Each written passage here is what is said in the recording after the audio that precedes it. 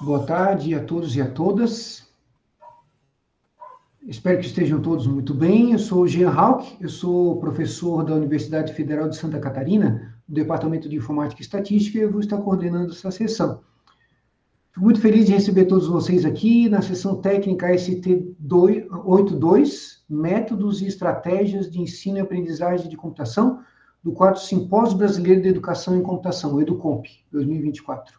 O EduComp é realizado pela Sociedade Brasileira de Computação, por meio da Comissão Especial de Educação em Computação, a CEDUCOMP.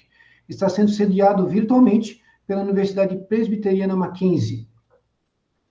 Todos podem interagir com comentários e perguntas utilizando o chat do Google Meet e durante a discussão elas serão incluídas na medida do possível. Vocês também podem pedir a palavra durante a discussão usando aquele recurso de levantar a mãozinha ali do Google Meet, tá? Para poder daí falar, abrir a câmera, o áudio para fazer perguntas ao final das apresentações, ok? Pedimos, então, que durante as apresentações todos mantenham os seus microfones mutados, tá? Enquanto ocorrem as apresentações. Muito bem, vamos então dar início à nossa sessão técnica. Gostaria de convidar, então, o primeiro trabalho, uma análise do uso de ferramentas de geração de código por alunos de computação. Os autores desse trabalho são o Ernei, Pedro e Luiz Fernando. Então, convido o apresentador do trabalho, o Ernei, é isso? Para compartilhar a sua tela, né? E para fazer a sua apresentação. Serão 10 minutos de apresentação e, na sequência, teremos daí 8 minutos para discussões do trabalho. Fique à vontade, Ernei. Obrigado, Jean. Boa tarde a todos. Meu nome é Ernei. É um prazer estar aqui nessa sessão apresentando meu trabalho, que tem por título uma análise do uso de ferramentas de geração de código por alunos de computação. Esse trabalho foi desenvolvido por mim, pelo professor Pedro, que é meu orientador, e pelo Luiz Fernando. Bom, a gente vai iniciar essa apresentação falando sobre essas ferramentas de geração. Então, essas ferramentas de geração usam, geralmente, uma tecnologia que é chamada de inteligência artificial generativa, né, ou IA generativa, que nada mais é do que o uso de inteligência artificial para criar conteúdos. E esses conteúdos podem ser texto, pode ser imagem, pode ser música, áudio e vídeo.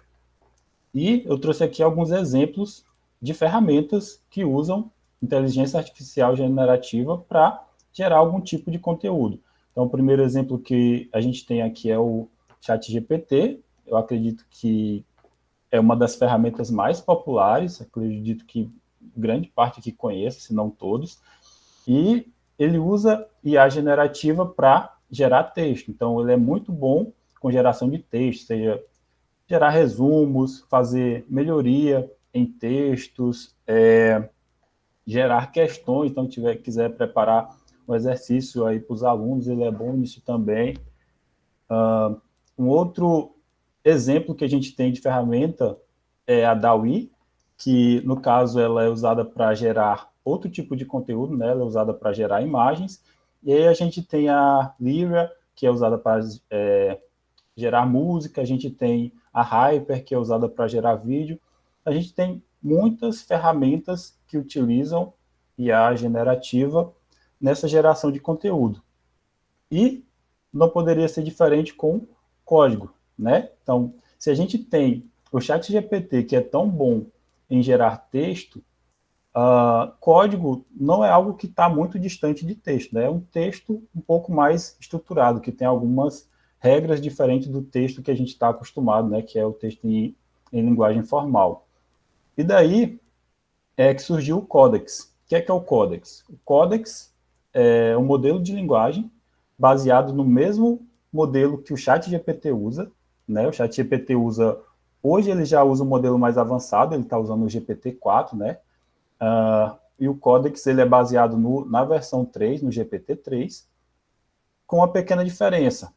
Essa versão para o Codex, ela foi treinada com linguagem natural, né, que é a linguagem que a gente usa, mas também foi treinada com código.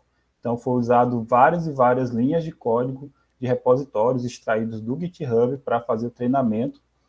E aí, foi criado esse modelo que é muito bom para a geração de código. E o GitHub Copilot é a ferramenta que utiliza esse código aí para fazer a geração de código.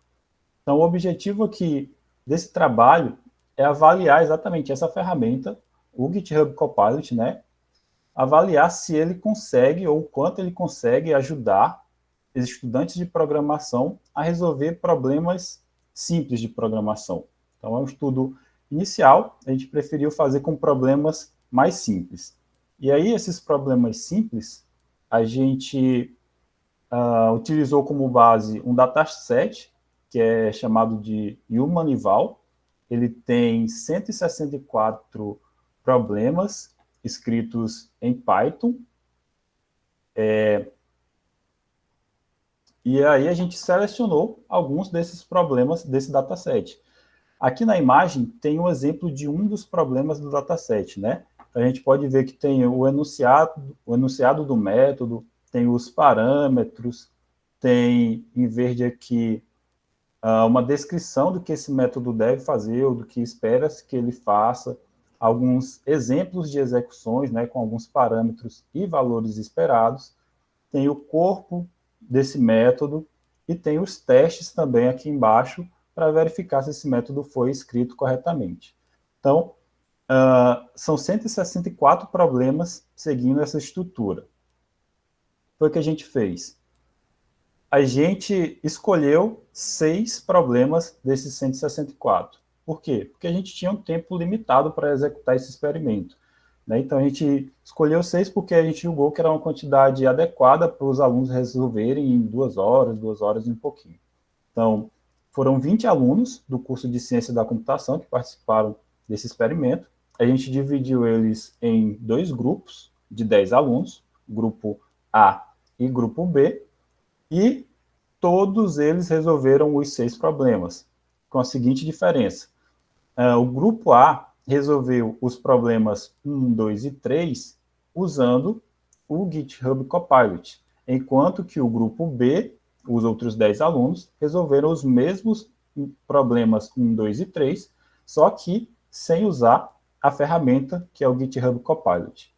E logo em seguida, o grupo A resolveu os problemas 4, 5 e 6 sem a utilização da ferramenta, e o grupo B resolveu os mesmos problemas 4, 5 e 6, utilizando aqui o GitHub Copilot. Então, foi essa divisão aí que a gente fez dos problemas para os alunos.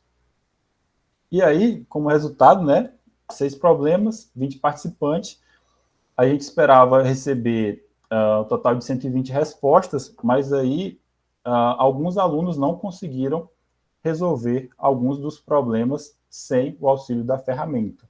É por isso que aqui, quando a gente estava utilizando a ferramenta, a gente obteve todas as respostas, todos conseguiram resolver os problemas e enviar uma resposta, enquanto que quando não estava utilizando a ferramenta, alguns, né, foram 3 problemas que não tiveram respostas enviadas.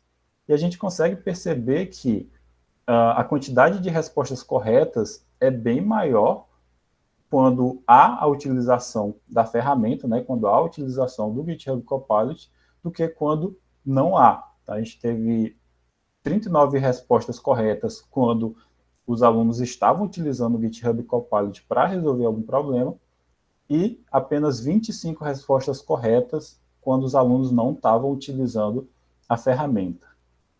Uma outra análise que a gente fez foi do tempo médio que cada aluno levou para resolver cada problema.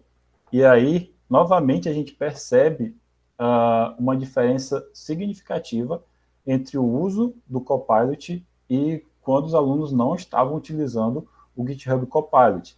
Se a gente observar aqui, quando eles não estavam utilizando o GitHub Copilot, o tempo médio que eles levavam para responder um problema era de 21 minutos. E quando eles estavam utilizando o GitHub Copilot, eles levavam em média 10 minutos. Isso é menos da metade do tempo que foi levado quando eles não estavam utilizando a ferramenta. Então, aqui a gente tem um ganho significativo de tempo.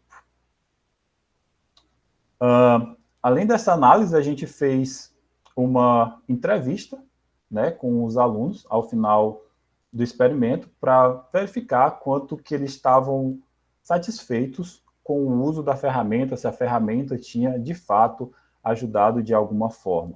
Então, uma das perguntas que a gente fez foi como é que ele avaliava a utilidade das sugestões de código feitas pelo GitHub Copilot, e aí a gente colocou aqui uma escala de muito satisfeito até muito insatisfeito, e percebeu que a maioria dos alunos respondeu que estava ou muito satisfeito, ou satisfeito com as sugestões fornecidas pelo GitHub Copilot. Uma outra pergunta que foi feita aos alunos foi em relação à qualidade do código produzido pela ferramenta. A gente queria saber se era realmente um código de qualidade, e nenhum dos alunos falou que a qualidade piorou. Então, ou a qualidade melhorou muito, ou melhorou, ou foi afetada. E uma última questão que a gente fez, uma última pergunta que a gente fez aos alunos foi se eles precisaram realizar algum ajuste no código que foi gerado pela ferramenta antes de enviar a sua resposta. Então, cerca de 76% dos alunos disseram que sim, que precisaram realizar algum ajuste, alguma alteração antes de enviar a sua resposta. Então, aqui a gente percebe que a ferramenta, ela não simplesmente vai gerar a resposta e o aluno vai enviar essa resposta já pronta, né? A maioria, 75%, precisou ir ali, olhar o código, avaliar, entender o que é que aquele código estava fazendo e verificar se estava adequado para envio, né, e para ser a solução daquele problema. Bom, a conclusão desse trabalho é que o GitHub Copilot é uma boa ferramenta e pode ajudar a reduzir drasticamente o tempo e o esforço necessário para resolver tarefas de programação. E a gente já está fazendo alguns trabalhos, né? A gente já está desenvolvendo algum desses trabalhos futuros. A gente pretende fazer uma avaliação com problemas mais robustos. Como eu falei, essa foi uma avaliação inicial, então a gente preferiu usar problemas mais simples. Nessa avaliação com problemas mais robustos, a gente pretende usar sistemas web e com alunos mais experientes.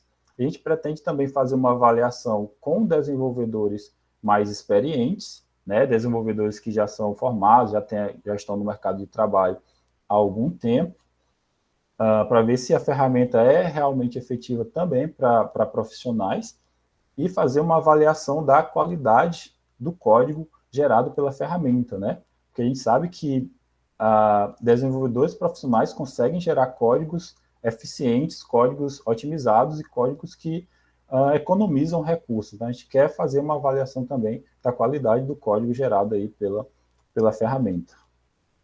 Então, essa foi minha apresentação, e aí está aberto a dúvidas. Muito obrigado pela apresentação do trabalho, Ernie. Muito interessante realmente o trabalho. Está totalmente alinhado com a temática dessa edição desse ano do EduComp, né? Gostaria de convidar, então, as pessoas que estão participando, se tem alguma dúvida, algum comentário, por favor, levantem a mão ali, usem a ferramenta ou escrevam a dúvida no chat. Alguma pergunta dos colegas? Bom, eu notei algumas coisas quando eu estava lendo o artigo aqui, e também em relação à apresentação que você fez.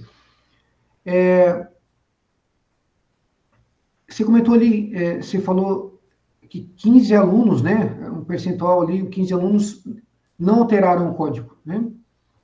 Pegaram o código exatamente como foi gerado pelo Copilot e submeteram, e aparentemente funcionou, né? O questionamento não em relação à solução do problema, mas em relação ao impacto disso no aprendizado, né? Será que aquele aluno seria capaz de explicar aquele código que ele recebeu do Copilot, que ele submeteu para a solução? Chegasse a observar isso no comportamento dos alunos ou coletar algum dado a respeito, Arne? Só fazer uma correção, eu não sei se eu falei corretamente, mas percentual é o inverso, né? Aqui a pergunta foi se eles realizaram algum ajuste, e a maioria, os 15 alunos, disseram que sim, que tiveram que realizar ajustes no código.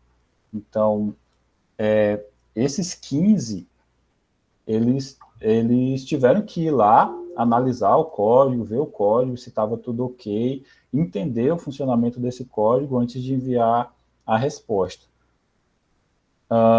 Infelizmente, a gente não fez esse tipo de avaliação, né?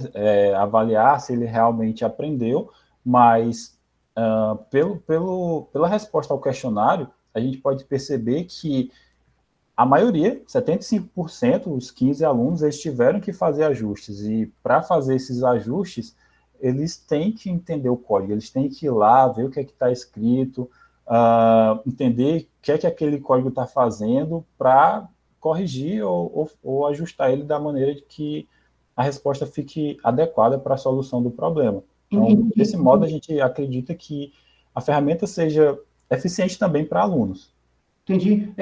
Desculpa, eu me confundi durante a apresentação, mas no texto do artigo diz que enquanto os 15 restantes informaram que não foi necessário realizar nenhuma alteração no código gerado pela ferramenta. Na página 7 do artigo, ele informa isso. Então, possivelmente, o dado está invertido, talvez, lá no texto do artigo. Isso que me gerou a confusão. Peço desculpas, Werner, mas talvez tenha essa pequena imprecisão no texto lá do artigo, talvez. Depois poder dar uma verificada. Temos mais alguma pergunta de algum dos colegas aqui, por gentileza? Se alguém tem alguma colocação, algum comentário, alguma sugestão? Bom, foi medido, Werner, ao final, você fez essa observação de que, poxa, se eles realmente alteraram, é sinal que, a princípio, eles entenderam o que estava ali naquele código, né? Isso é muito positivo, né? Foi medido algum impacto em relação à aprendizagem ou índice de reprovação da disciplina, ou dos que participaram do experimento? Algo, mesmo que não foi medido para o artigo, mas de forma observacional, algo que você tenha percebido nesse sentido? O experimento ele foi realizado depois do final da disciplina, né? A gente já realizou ele depois que a disciplina estava encerrada, então a gente não fez esse tipo de avaliação. Entendi. Você inclusive, colocou algumas possibilidades de estudos mais avançados como trabalhos futuros, né? Isso. Inclusive da qualidade do código, né, que você comentou, porque a capacidade do aluno iniciante de avaliar realmente a qualidade daquele código pode ser limitada, né? Uhum. E, realmente, essa avaliação ou automatizada, ou por parte de como você mesmo colocou, de alguns mais experientes, vai ser bem interessante de ver. Todos nós ficamos curiosos, assim, especialmente eu nunca usei com os alunos, né, essas ferramentas. Quer dizer, eles usam, mas assim, não formalmente, não, né, num experimento para realmente medir, né? A gente sabe que eles usam, eles comentam e tal.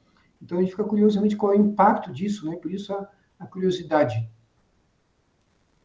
Se os colegas não têm mais nenhuma pergunta, nenhuma colocação... Muito bem, Werner, muito obrigado pelo seu trabalho, muito interessante, agrega bastante aqui para nossas discussões. Eu que agradeço a oportunidade de ter apresentado aqui. Muito obrigado.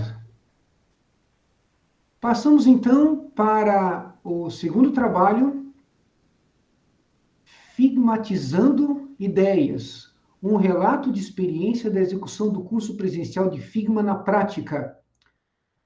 Quem vai apresentar o trabalho é a Marina Rocha, é isso mesmo?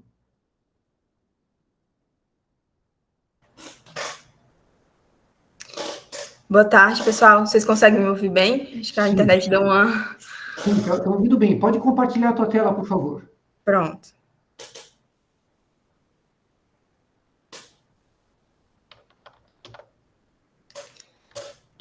Está aparecendo a tela? Para mim não apareceu. Ainda não, está sem aparecer. Ainda não está aparecendo, não. Não sei, talvez... agora foi. Agora carregou para mim aqui. Agora foi? Acho que é por Foi causa sim, da aham. internet. Tá bom. Eu vou pedir Ok. boa tarde, pessoal, boa tarde a todos e a todas. Meu nome é Marina Rocha, sou estudante de mestrado em Ciência da Computação da Universidade Federal do Ceará. Vou apresentar o artigo intitulado como Figmatizando Ideias, um relato de experiência da execução do curso presencial de Figma na prática. Esse curso ele foi oferecido pelo projeto LearnLab, né, que é um laboratório voltado para ensino, pesquisa e desenvolvimento de tecnologias, alinhados à gestão do conhecimento e inovação em processos de software. O projeto ele tem como principal objetivo contribuir para o processo de formação dos estudantes, né, dos cursos de Ciência da Computação e Engenharia de Software da Universidade Federal do Ceará, do campus de Russas. O projeto tem como os principais pilares gestão do conhecimento, liderança, inovação, engenharia de software. Dentro do projeto, a gente realiza diversas ações, né? Entre as principais, essa realização de cursos, tentando sempre trazer atividades práticas e casos reais para esses cursos. A gente também realiza palestras com profissionais da área da TI, tem divulgação de vagas de emprego, estágio, né, dicas nas redes sociais do projeto. Há sempre também capacitação interna dos membros do projeto, com o objetivo de aumentar as soft skills e hard skills dos integrantes do projeto e incentivar também a participação dos mesmos em eventos, tanto dentro da nossa universidade como também externo. Né? Aí, visando aprimorar a grade curricular dos cursos de tecnologia da nossa instituição, os docentes eles simularam um cenário real, utilizando alguns projetos práticos que se assemelhassem ao mercado de trabalho. Né? Foi utilizado nesse trabalho a aprendizagem baseada em projetos, tentando sempre promover essa simulação do mercado de trabalho, né, dentro da academia, dentro desse curso. O ensino prático da ferramenta de design, né, que no caso aqui foi utilizado o Figma, com o principal foco de capacitar esses alunos iniciantes, né, eles, ressaltando, eles não tinham nenhuma experiência com a ferramenta Figma, e a partir daí a gente tinha esse principal foco de capacitar e melhorar essa hard skills dos estudantes do curso. Esse curso foi ministrado presencialmente na UFC, no campus de Russas. Né? Alguns trabalhos que se relacionam com essa pesquisa é o de Lima et al. 2023, onde ela apresenta uma prototipagem através do Figma, e a partir daí eles desenvolvem uma plataforma voltada para mulheres. Né? Já Martins e Vilela 2018 desenvolve um plano de ensino mais focado em metodologias ativas para o ensino de HC. E também tem o trabalho de Tonhão, onde ele explora abordagens ativas no ensino da computação, e a partir da análise dele é possível a gente observar um caso de sucesso com a combinação de práticas gamificadas que ele utilizou com projetos reais. No curso, que a gente utilizou uma metodologia voltada em 5 passos. Primeiro, a gente fez a análise do interesse dos alunos e relevância no mercado de trabalho. Essa análise ela foi feita por meio de questionários e também alunos que procuravam, né, as pessoas, os membros do projeto, para demonstrar interesse em determinado tema. Então, assim, a gente já realiza outros cursos. No final dos cursos, a gente sempre pergunta, né, aos participantes: tem algum tema que vocês gostariam de ver aqui no projeto que a gente trouxesse e tal? E o Figma foi um desses temas mais pedidos, a prototipação com Figma. Né? Após a gente fazer essa coleta dos temas mais emergentes que as pessoas estavam mais interessadas, a gente fez uma análise de possíveis candidatos e instrutores do curso. Tem pessoas que se voluntariam, que são externas, fora o projeto, e tem membros do projeto também que, se eles apresentam essa expertise, eles também se voluntariam para fazer a apresentação do curso, né, para ministrar o curso. A partir dessa seleção dos candidatos do projeto, há uma capacitação interna antes desse curso ir, né, para os membros externos ao projeto, há uma capacitação interna com os próprios membros do projeto. Então, tem um overview, né, mais reduzido do curso com os membros do projeto. A partir daí, faz toda uma organização da ementa do curso, o que vai ter no curso, né? Quais são os conteúdos que vão ser abordados, qual vai ser a metodologia aplicada, qual vai ser as atividades, né? Quantas aulas vão ser, como vai ser a organização da ementa do curso, né? Se vai ser presencial, se vai ser online. Posterior a isso, tudo nessa ementa organizada, os conteúdos definidos, as aulas, a gente faz a aplicação do curso, a execução do curso. Esse curso foi de forma presencial, contou com 28 estudantes, né? Foi feito no laboratório da UFC de Russas, onde disponibilizavam de computadores, né? Já que os alunos eles teriam que ter contato com a ferramenta, o Figma, eles teriam que prototipar. E após a aplicação do curso, foi feito a análise dos resultados obtidos no curso através de um questionário. Na implementação do curso, ele se dividiu em 3 passos. Primeiro, o planejamento, né, onde a instrutora, que era aluna do campus de Russas, do curso de engenharia de software, ela foi convidada a participar por sua experiência profissional, já que ela já tinha uma experiência prévia tanto no mercado de trabalho como na academia, com a ferramenta Figma, né? Ela é uma profissional de design, então ela fez essa construção da ementa do curso e cronograma das aulas com a orientadora do projeto. Então, esse curso foi dividido em 7 aulas presenciais. Após isso, a gente faz a captação do público-alvo e a divulgação do curso nas redes sociais do projeto, né? O curso foi aberto para iniciantes, que não tinham experiência na ferramenta Figma, né? Até com esse objetivo de captar mais estudantes. E aí o projeto elabora todo um plano de marketing, um roteiro para captar essas pessoas para o curso. E aí, né, feita essa captação, a gente teve a condução do curso, né, que o curso seguia um cronograma de aulas teóricas e práticas. E como prático, foi construído um projeto onde, no final, foi avaliado pela instrutora do curso. Né, como resultados, após a execução do curso, a gente aplicou um questionário no final do curso. Esses dados que foram coletados através do questionário, eles foram analisados de forma qualitativa e quantitativa. Na análise quantitativa, a gente utilizou o questionário IME, né, com esse objetivo de coletar os dados numéricos com foco na amplitude das respostas dos estudantes. E na análise qualitativa, a gente utilizou a teoria fundamentada nos dados, né, no qual consiste em analisar os dados através da codificação.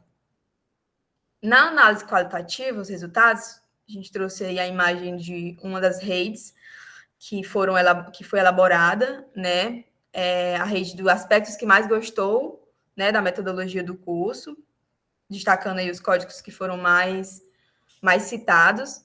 E aí tem alguns comentários, né? Os alunos comentaram que o curso estava bem organizado e direto, a forma de aprender diretamente na prática é uma experiência significativa, né? A metodologia de aprender e já aplicar em seguida, né, em casa, foi uma forma mais eficaz de aprendizado. Outro aluno mencionou que foi tudo abrangido de forma muito clara, sempre dando melhor apoio para esclarecer as dúvidas, né? Outro aluno destacou a didática do curso e a forma do repasse de conteúdo. No aspecto que menos gostou do curso, um aluno citou que o cronograma, né, que teve que dar uma acelerada e muitas pessoas não conseguiram acompanhar. Outro aluno citou que gastou uma quantidade de horas em conteúdos simples e alguns mais complexos não tiveram atenção muito especial. Dificuldades ao longo do curso, né, na rede de dificuldades ao longo do curso, um aluno mencionou que teve dificuldade no início, pois o curso foi o primeiro contato dele com o Figma. Né? Na rede de incentivo à permanência no curso, a gente destacou que alguns comentários dos alunos. Um comentou que a forma de ser explicado o conteúdo foi bem fácil, utilizando exemplos e as atividades que a instrutora passava davam um norte em como eles poderiam fazer a atividade. Um comentou que a didática da mentora do curso, o suporte dos integrantes do projeto durante o curso, os horários do início e do término do conteúdo disponibilizado, né, foi um incentivo, e a forma como foi ministrado e o fácil entendimento dos conteúdos. A gente coletou também algumas sugestões de melhoria, que foi organizar mais o tempo da aula e dedicar mais tempo das aulas em conteúdos mais difíceis, né? Ter mais tempo para o curso. Na análise qualitativa, né? De acordo aqui com o IME, a gente fez o primeiro gráfico, que é de escolha, e aí a gente destacou, nessa primeira afirmativa, eu fiz as entregas das atividades do curso porque não tinha escolha. 65,63% dos alunos discordaram, né? Discordaram totalmente e discordo, marcaram essa opção dessa afirmativa.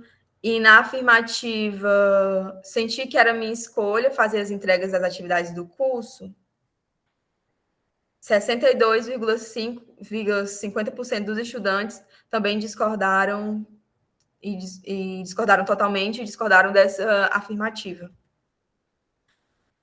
No gráfico de interesse, né, na afirmativa, as entregas das atividades do curso eram muito chatas, mais de 90% dos alunos discordaram, né? Já na afirmativa, realizar as entregas das atividades do curso foi muito interessante, 75% dos alunos concordaram com essa afirmativa. E na afirmativa, enquanto realizava as entregas das atividades do curso, pensava no quanto gostei de realizá-las, 78% dos alunos concordaram. No gráfico de tensão, né, a gente pode destacar a afirmativa que eu me senti pressionada enquanto fazia as entregas das atividades do curso. 74,98% dos alunos discordaram totalmente. No gráfico de competência, a gente destaca a afirmativa eu me senti bastante competente ao realizar as entregas das atividades do curso, onde os alunos, 68% dos alunos concordaram totalmente. Outro dado que a gente analisou foi o nível de conhecimento dos estudantes antes e depois da execução do curso. Então, antes da execução do curso, 20% dos estudantes, né, concordaram que lembravam o que eram os conteúdos e a prática com Figma. Mas após a execução do curso, esse número aumentou para mais de 60%. Já na parte de concordo que compreendo como funciona, 60% dos alunos, antes da execução do curso, né, concordaram que entendiam como funcionava a ferramenta, e após a execução do curso, esse número aumentou para mais de 80% dos estudantes. Então, né, após esses resultados, o que chamou mais a atenção na metodologia aplicada no curso foi o formato do curso, que foi feito de forma presencial, né, as atividades que foram aplicadas extra classes, que eles faziam em casa, né, o projeto final que foi executado, que foi um site, a prototipagem de um site responsivo, né, do LearnLab, e as premiações também que foram, né, fornecidas no final do curso, né, a ferramenta para comunicação entre os estudantes e a instrutora, e a presença também da professora coordenadora do projeto, que participou também de todas as aulas para monitoramento. Alguns problemas durante a execução do curso foram encontrados, né? Tipo assim, alguns problemas administrativos internos do próprio campus, que impossibilitava a permanência de alguns alunos, como a questão dos ônibus, né? Que como o curso foi ofertado no horário noturno, porque as aulas na UFC de Russas, elas acontecem durante o período da manhã e da tarde. Então, esses cursos presenciais, eles são ofertados durante a noite. Então, há essas limitações, né? A ausência da internet também dificultou um pouco. E também o período de desenvolvimento do curso, que foi durante o final de semestre, que é um período que, geralmente, os estudantes eles estão mais sobrecarregados, né? Tem mais provas, mais trabalhos, então. E aí, como as lições aprendidas, a gente ficou a disponibilidade do conteúdo para o tempo de aula, né? O período curto do curso, né? Nos próximos cursos, a gente pretende aumentar esse período para conseguir dar mais atenção, né, a alguns conteúdos.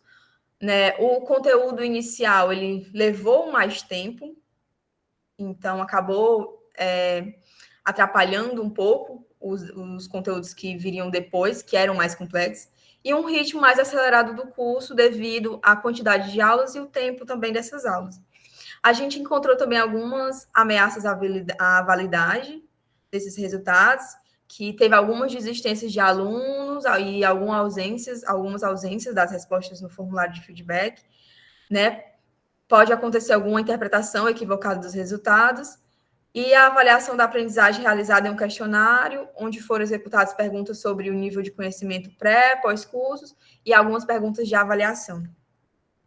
Então, né, concluindo, a gente concluiu que há uma necessidade de oferecer mais tempo de aula, no qual possibilite mais a prática em sala de aula, né? Há necessidade também de uma melhor distribuição de conteúdo para permitir uma maior dedicação do tempo, mas a execução do curso, né, a aprendizagem dos alunos foram bem positivos após a execução do curso. Também o formato do curso presencial, onde a instrutora, né, ela estava mais presente ali, vendo que os estudantes estavam fazendo, então pode dar essa atenção mais individualizada, né, às equipes. E como um trabalho futuro, a gente planeja uma versão do curso de maneira virtual, online,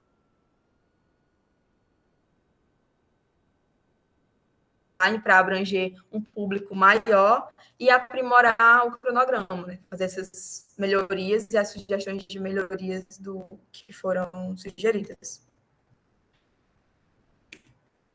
Acho que passou um pouco rápido. Aqui alguns registros. Esses aqui foram os protótipos dos alunos, né? As entregas finais do que eles prototiparam. E os brindes, a premiação dos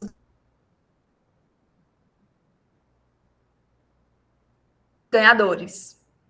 E aqui as ganhadoras e a instrutora do curso. As referências que a gente utilizou. E muito obrigada pela atenção de todos. Gente, eu caio ou não? Voltou, só estava um pouco desincronizado com a apresentação. Com a apresentação? Mas deu para ouvir tudo, sim. Deu para ouvir tudo até o final, sim.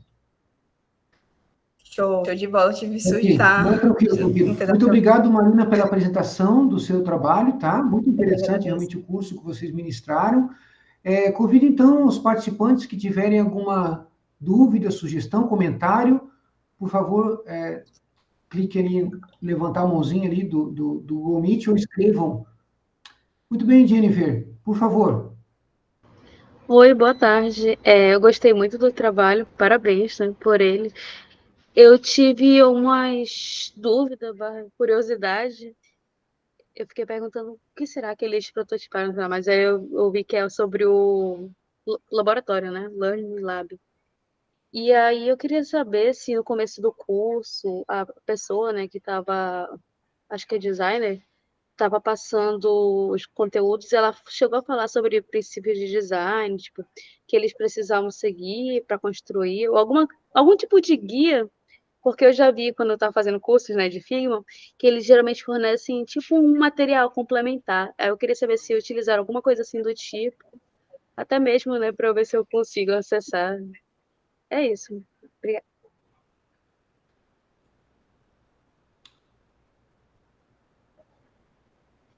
Marina? Travou para mim? Boa tarde, Jennifer. Obrigada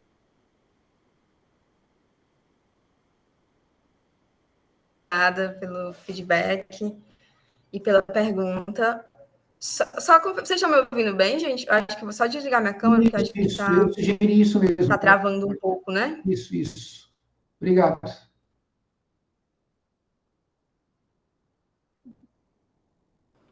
Pessoal, entrei aqui pelo celular porque o computador deu uma travada, mas vocês estão conseguindo me ouvir bem pelo celular? Show. Desculpem as interrupções. Pronto. Jennifer, boa tarde. Obrigada pela pergunta e pelo feedback. E sim, houve. A instrutora do trabalho, ela montou todo um guia, sim, baseado nos princípios realmente de design, e aí adicionou também toda a identidade visual, né? Porque desde o início já foi planejada essa entrega final, que seria essa prototipação do site responsivo do projeto. E aí o projeto tem toda já uma identidade visual, e aí ela incluiu tudo isso no guia. Excelente, obrigado, Marina. Temos mais alguma pergunta dos participantes?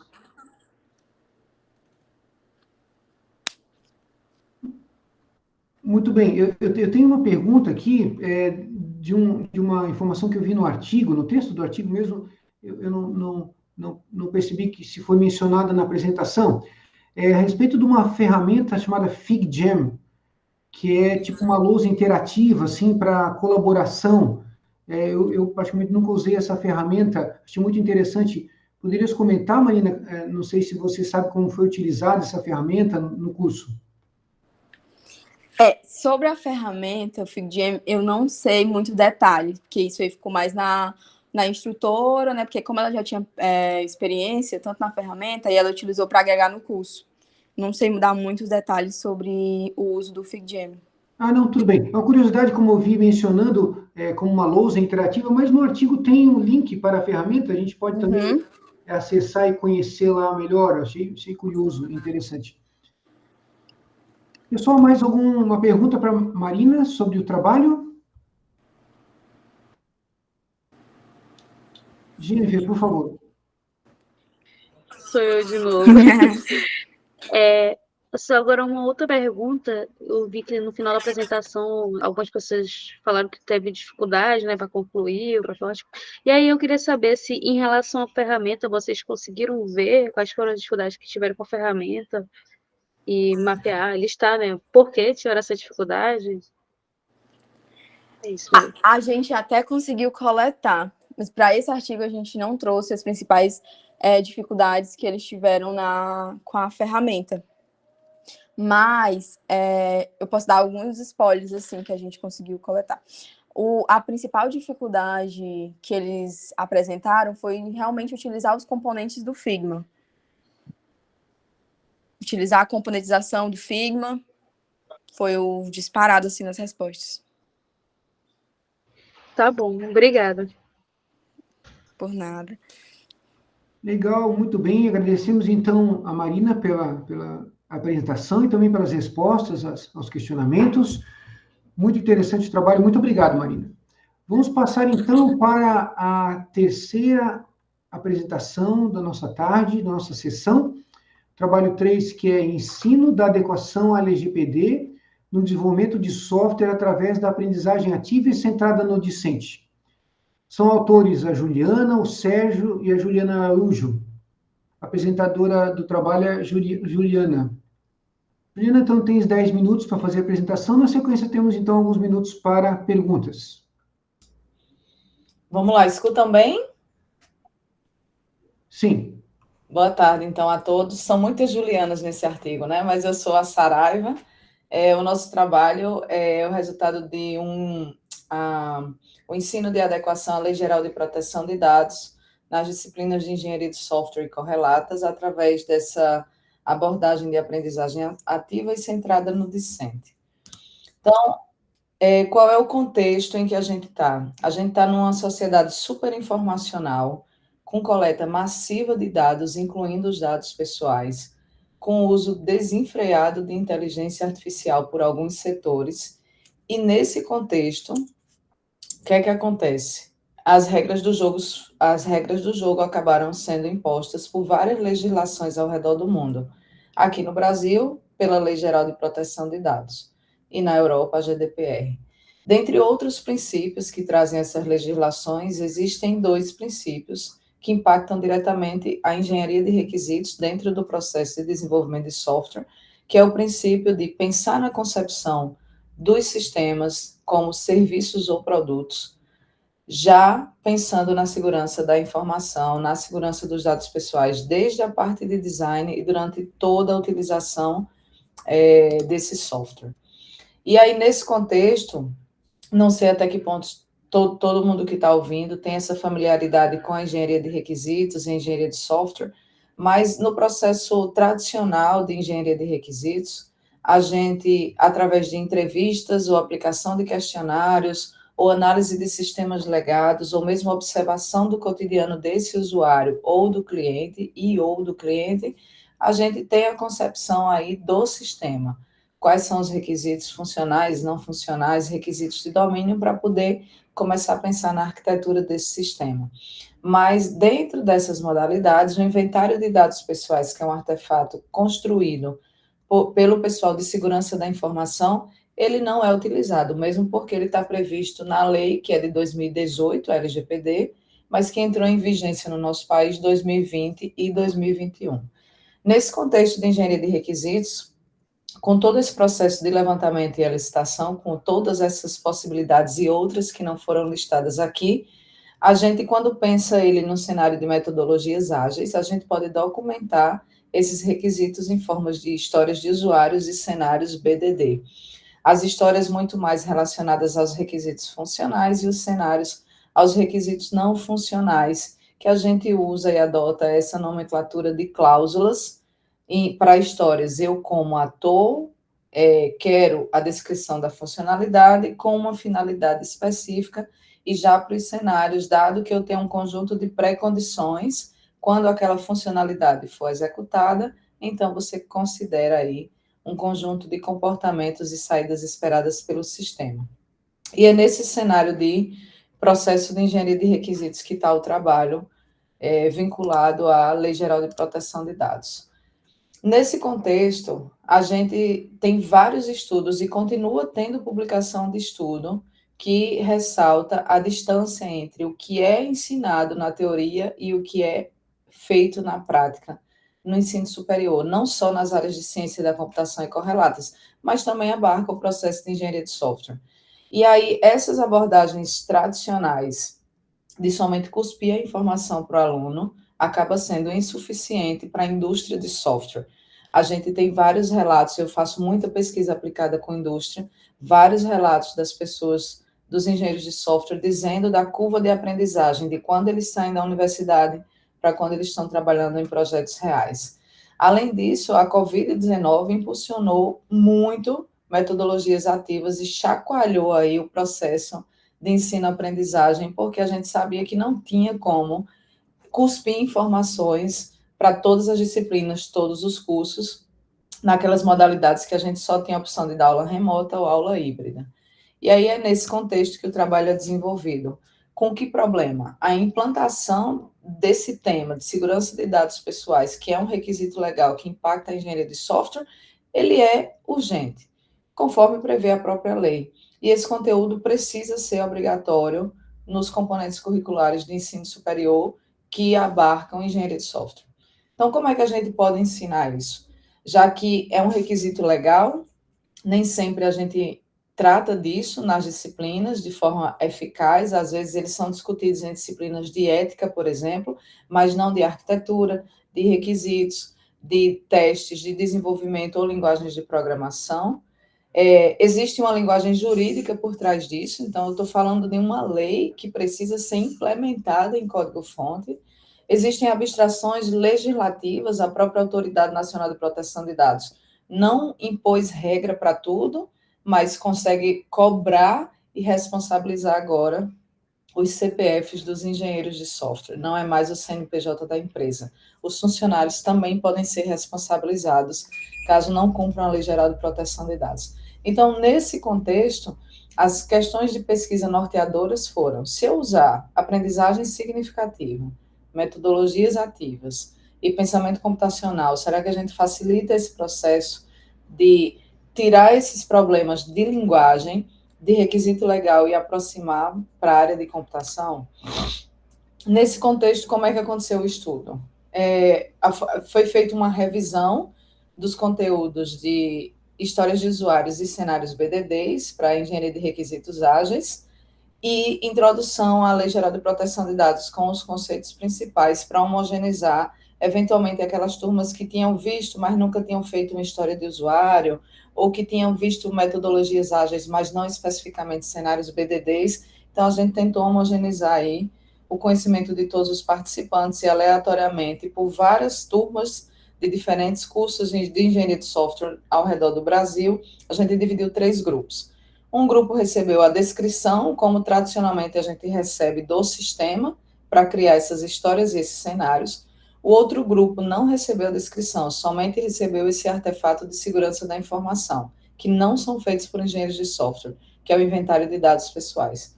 E um terceiro grupo recebeu os 2 artefatos, e foi pedido para construir as histórias e os cenários para uma descrição de um sistema real, para ser observado se era possível fazer essas histórias, quantas histórias e cenários, qual era a corretude dessas histórias baseado num barema que a gente testou com especialistas na área de engenharia de software. E aí a gente viu aí a parte de aprendizagem significativa no sentido de eu já saber histórias e cenários, mas agora com LGPD. Metodologia ativa no sentido de eu tenho agora um problema real e você precisa criar essas histórias. E para o pensamento computacional foi desenvolvido um mapeamento entre os elementos do inventário e os elementos das histórias e dos cenários. Então, a gente disse para os alunos, quando pegar o inventário, ao invés de ler e não saber o que fazer, procura lá o elemento tal do inventário, que aqui você consegue completar a primeira parte da história. Procura lá o elemento tal do inventário, quase como um algoritmo para facilitar esse processo de compreensão do inventário de dados pessoais, conforme prevê a LGPD. A gente usou o RStudio para analisar estatisticamente a diferença entre esses grupos, fizemos testes de normalidade. Como ele não teve uma distribuição normal, a gente usou o teste de Crosscall para ver como é que estavam as diferenças entre esses grupos e coletamos essas métricas. Os erros com a corretude, a quantidade de histórias e cenários e se eles conseguiram ou não coletar essas informações.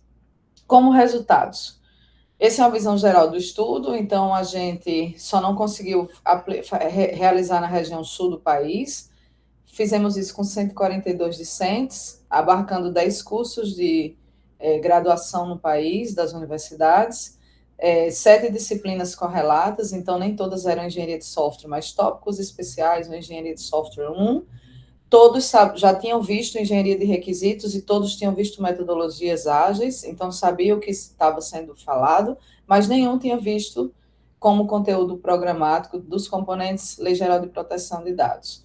Foram construídos 947 artefatos, distribuídos nesses 307 histórias e 640 cenários.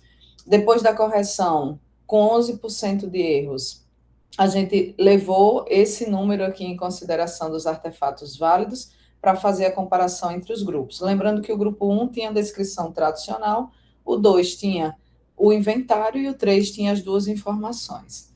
Então, a aprendizagem significativa auxiliou? Auxiliou. Agora eles sabem engenharia de requisitos com esse novo conceito de que eu tenho que pensar em segurança da informação e fazer essa conexão.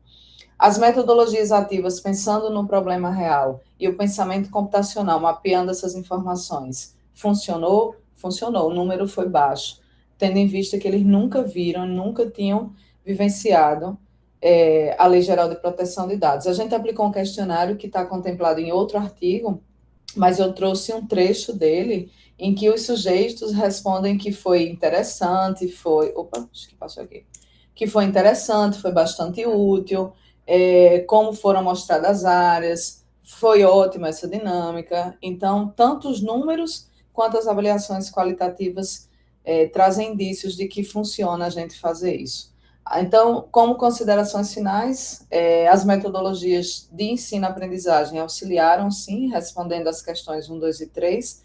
A gente entende que foi uma baixa quantidade de erros e uma diferença estatística insignificante entre os grupos, mesmo recebendo diferentes artefatos.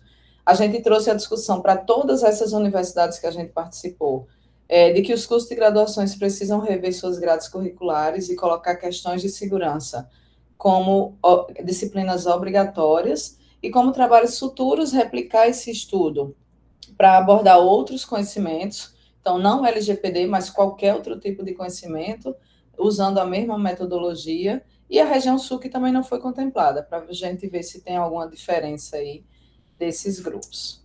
Mas é isso, eu agradeço, fico à disposição e espero que tenha sido claro aí para todo mundo. Muito obrigado, Juliana, pela apresentação, um excelente trabalho, especialmente pelo tema, né, de LGPD, tão importante de ser incluído na engenharia de requisitos, e também para a abrangência do estudo, né, envolvendo 142 estudantes de 10 cursos diferentes, de 7 universidades diferentes, né? Eu já introduzo uma pergunta aqui que eu fiquei com a dúvida. Como é que foi feito o contato com esses estudantes, com essas universidades? Como é que foi esse convite? Como é que foram selecionados para participar? Como é que foi esse processo? Tá, eu estava afastada para o pós-doc, eu sou professora da Federal da Paraíba e estava afastada no pós-doc, e parte do meu trabalho era fazer isso, entrar em contato com outros professores de engenharia de software, que aí a gente já tem um network próprio do Congresso Brasileiro de Software, dos congressos de IHC, então eu já conhecia os professores que davam engenharia de software nessas disciplinas, aqueles que não conhecia, eu conhecia o de IHC, mas eu dizia, fala lá com o teu coleguinha de engenharia de software, diz que eu estou com esse trabalho, eu posso... E eu usei uma aula só. Normalmente a gente tem uma aula de 50 minutos ou 1 hora, 50 para os cursos noturnos, uma para os cursos diurnos, e eu pedia somente 2 horas que davam uma aula, um dia de aula. Então, na hora que você for... E eu tentei ajustar, como eu tinha 1 ano de pós-doc para fazer, eu tentei ajustar da seguinte forma, eu disse, pode dar a sua disciplina, quando chegar no cronograma, eu tenho disponibilidade, que eu estava só para isso, né, para fazer a pesquisa, quando chegar na hora de engenharia de requisitos, pode deixar que eu dou a aula. E aí eu complemento com o experimento. Então, foi assim que a gente conseguiu, para os que eram da região Nordeste, então, Paraíba, Pernambuco, Rio Grande do Norte, eu consegui fazer presencialmente, e para os de fora, a gente fez remotamente, com acompanhamento dos professores das disciplinas de engenharia de software em loco, para saber se tinha dúvida, para saber se caía, para saber se todo mundo tinha acesso aos artefatos, como encaminhar, etc. Então, realmente, tive que ter a ajuda enorme dos professores, senão não ia conseguir. Que legal. Muito bom, usando a rede de contatos aí, né, dos eventos, muito bom, excelente. Convido os colegas que tiverem alguma dúvida, algum comentário para fazer para a Juliana. Podem usar a ferramenta de levantar a mão aqui do Google Meet ou escrever no chat que eu leio. Alguém gostaria de fazer algum comentário? Maria Eugênia faz uma pergunta. Como você vê esse ensino de LGPD? Quem daria essa aula frente aos desafios comentados? Essa é a pergunta de milhões. No último congresso da Sociedade Brasileira de Computação, eu participei de uma mesa redonda do WIT, Human Technology, e eu dei uma palestra no OSHS também, Impactos Sociais, discutindo justamente a importância disso e a dificuldade de formarmos nós, professores, sobre isso. Eu, especificamente, tenho uma característica diferente, porque eu sou advogada também. Então, eu já professora da universidade, em 2016, fui para o direito, fiz direito, estudei, e tirei carteirinha da OAB. Então, é uma exceção. Não é todo mundo que tem que fazer um curso de direito para poder dar isso, mas, ao mesmo tempo, a gente não pode pegar essa justificativa e dizer, não vamos ensinar, então deixa os alunos, quando forem para o mercado de trabalho, dar os pulos e estudar e se virar. Não é assim. E uma das discussões que eu trouxe lá, que é um grande desafio, né? Eu escrevi também um artigo sobre os grandes desafios da computação nos próximos 10 anos, como é que a gente vai tirar o juridiquês dos requisitos legais, não só da LGPD, e trazer de forma pragmática para a computação. Então, não adianta ter uma disciplina chamada segurança de informação, como a gente tem nos cursos de sistemas de informação. Não adianta falar na disciplina de ética e computação, no último período em que os alunos estão terminando o TCC, fazendo estágios, já empregados, querendo ir embora da universidade e pincelar uma aula de 50 minutos sobre proteção de dados.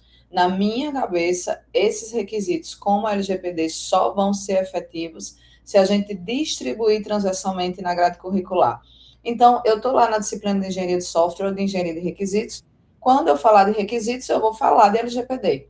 Como eu levanto privacidade, como que são os requisitos de segurança, como tratar os conflitos de requisitos não funcionais, etc. Nas disciplinas de arquitetura, projeto e padrões de projeto, então, como eu desenvolvo, quais frameworks me dão suporte a eu desenvolver componentes de segurança de dados. Estou na disciplina de banco de dados. Como que eu evito injection para que a minha pesquisa SQL no campo de interface gráfica, ela não abra porta para possíveis invasões pela porta 8080. Então, testes de software, teste unitário de integração de sistemas são importantes, mas testes de segurança e vulnerabilidade também. Então, a partir do momento em que a gente vê isso distribuído na formação dos alunos, aí eu acho que a gente consegue deixar os sistemas muito mais seguros do que a gente vem fazendo. Mas isso é uma perspectiva minha mesmo, assim, bem prática. Muito legal, muito obrigado, Juliana. O comentário da Maria Eugênia, que ela também é advogada. Legal, então, estamos aí com um perfil bem adequado para falar sobre esse assunto, né? Sim, seria muito interessante para nós, se nós tivermos materiais que já façam essa tradução, né, para a gente, facilitando a linguagem, para que nós da computação tenhamos facilidade de traduzir isso em termos técnicos, tanto na engenharia de requisitos quanto na engenharia de usabilidade, de segurança, como você mesmo comentou, né? Muito legal. Temos mais alguma pergunta dos colegas? Mais algum comentário?